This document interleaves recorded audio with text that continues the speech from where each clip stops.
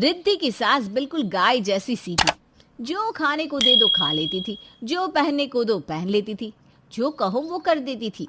शादी के बाद सास का सीधापन देखकर रिद्धि ने पूरे घर में कब्जा कर लिया था। हाँ भैया, कैसे बिल बना दिया इतना ज्यादा? ये छोटे कपड़े, उसके तो 2 रुपए मैं बिल्कुल नहीं दूंगी, 1 रुपया होता है छोटे कपड़े का। बीबी जी वो कोयला महंगा हो रहा है, फिर 1 रुपये का तो कहीं भी रेट नहीं रहा। मैं नहीं कर पाऊंगा इतने कम में कपड़ों को आयरन। मेरा हिसाब कर दो, मैं कल से नहीं आऊंगा। सास कुछ बोलने ही वाली थी कि रिद्धि प्रेस वाले को पैसे पकड़ा कर भेज देती है। माँ जी, कपड़े अब सब खुद ही प्रेस कर लेंगे, ठीक है ना? हाँ हाँ ठीक है बेटा, क्या नहीं। सास चली जाती है, हाथ में सूती की स्टार्च लगी कड़क साड़ी लेकर। पीछे से रिद्धि का पति रोहित आता है। रिद्धि, मैं ना 2 दिनों के लिए कानपुर जा रहा हूँ, मेरी मीटिंग है। कानपुर का नाम सुनते ही रिद्धि झूम उठती है। मैं भी चलूंगी, वैसे भी माँ को देखे 2 हफ्ते हो गए हैं। क्या है रिद्धि, माना कानपुर में तुम्हारा मायका है, लेकिन यहाँ माँ भी तो है। कैसे मैनेज करेंगी वो इतने बड़े घर में अकेले? माँ का ख्याल रखो, मैं 2 दिन में आ जाऊंगा। माँ को मैं पूछ लेती हूँ ना, वो हाँ बोलेगी तब तो ले चलोगे ना। पति क्या कहता, हाँ में सर हिलाकर वो निकल जाता है।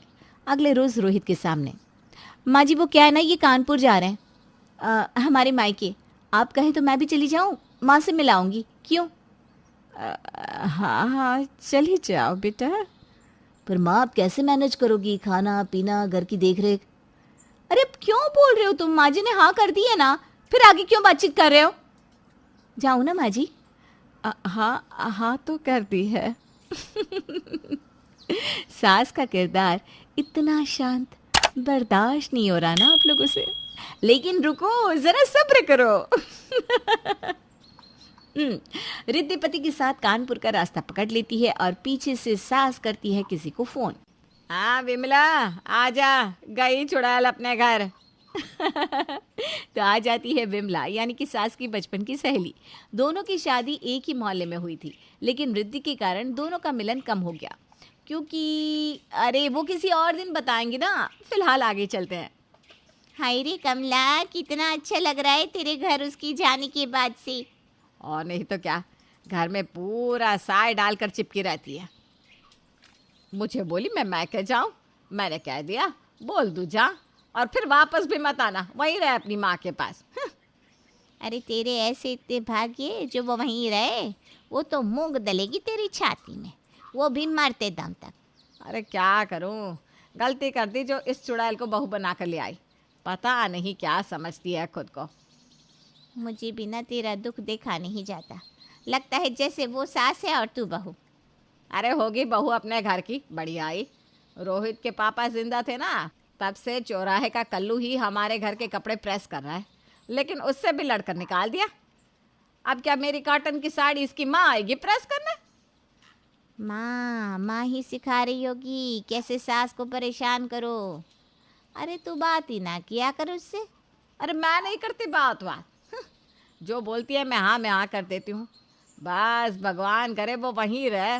अब 2 रोटी खानी है, सुकून से तो खा लूँगी। दोनों सहेलियां अपनी बातें करती हैं, खाती पीती हैं और मज़े करके विमला वापस अपने घर चली जाती हैं कि फ़ोन की घंटी बजती है। किसका फ़ोन आ गया इस वक्त?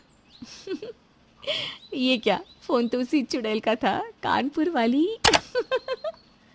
माँ जी, विमला चाची से बात हो गई हो तो घर के मेन गेट की कुंडी अच्छे से लगा लेना। वो क्या है ना, चोर उचक्के बड़े घूम रहे गली में, किसी को पता चल गया ना कि अकेली हो तो पता है ना क्या करते हैं। हाँ, सास का तो मन करता है कि गला पकड़कर टेंटुआ दबा दे, वो भी फोन से ही। अच्छा बहू, ठीक है, गुड नाइट। हाँ, फोन रखने के बाद बढ़िया आई, मुझे ज्ञान दे रही है। अरे 16 साल में शादी करके इसी मोहल्ले आए थे, यह कल की आई बताएगी कि कैसे रहना है। हाँ। सास आराम से सो जाती है। सुबह काम वाली आती है, वो काम कर रही होती है। सास उसे चाय बना कर देती है। चल आजा, थोड़ी देर बैठकर चाय पी ले। वो क्या है ना, सारा दिन तो तुझे काम करना ही है, तू भी थक जाती होगी। वाह आंटी जी, आपके हाथ की चाय ना बड़ी मिस करती है मैं। जब से बहू लेकर आई हो, खुद आराम से ना चाय पीती हो ना मुझे देती हो। वैसे कहाँ है तुम्हारी बहू रानी? अरे गई है अपना नीम के पेड़ में रहने, चुड़ैल। नौकरानी हैरान कि ये क्या क्या बोल रही हैं माँ जी। क्या हो गया? सब ठीक है ना? और क्या, सब ठीक है। वो देखती है ना बहू कैसे हुक्म चलाती है। तूने देखा तो था मैं कैसे रहती थी अपनी सास के साथ। नौकरानी भी जो बहुत दिनों से मन में बात दबाए रखी थी वो फूट पड़ती है। हाँ माँ जी, और क्या सब जानती है मैं। और कैसी कैंची की तरह चप्पर चप्पर करती है सास। आप हो लेकिन लगता है जैसे आप बहू हो और वो सास। हाँ, होगी बहू अपने घर की, ये मेरा घर है। लेकिन लगता तो नहीं है। दोनों बात कर ही रहे थे कि विमला चाची की भी एंट्री हो जाती है। सही कह रही है तेरी नौकरानी। अभी तो तू सास नहीं बहू लगती है, लेकिन ऐसे ही चलता रहा ना तो तू नौकरानी भी लगेगी। बस इस घर में एक बच्चा आ जाने दे। हाँ रे, सही बोल रही है। अब क्या करूँ, कुछ समझ में नहीं आता। ये बेटे को ना उसने ऐसे मुट्ठी में ले रखा है, रोज रोज के कलेश से ना मुझे बहुत डर लगता है। देख कमला, तेरे जैसी ही कई सासों की हालत है हमारे देश में। पति के मरने के बाद बहू सर पर चढ़कर नाचती है। बेचारी बुजुर्ग सास क्या करे, घर में शांति के लिए शांत रह जाती है। छोटा मुंह बड़ी बात होगी, लेकिन ये भी तो सही नहीं है ना। ऐसे तो ये मान लो कि पति के जाने के बाद पत्नी की हालत खराब ही रहेगी। अरे बोलना भी जरूरी है। माँ जी तो कुछ बोलते ही नहीं सिवाय हाँ और ना के। सही बोल रही है तू। अरे कमला तो अनपढ़ है, तू तो पढ़ी लिखी है। अपनी बात तो रख। जो सही है वो सही है, फिर देख क्या होता है। सास को भी सहेली और नौकरानी की बात समझ में आ जाती है। वो ठान लेती है कि अब बहू की जो बात बुरी लगेगी वो उसे उसके मुंह पर बोल देगी। सही बोल रही हो तुम दोनों।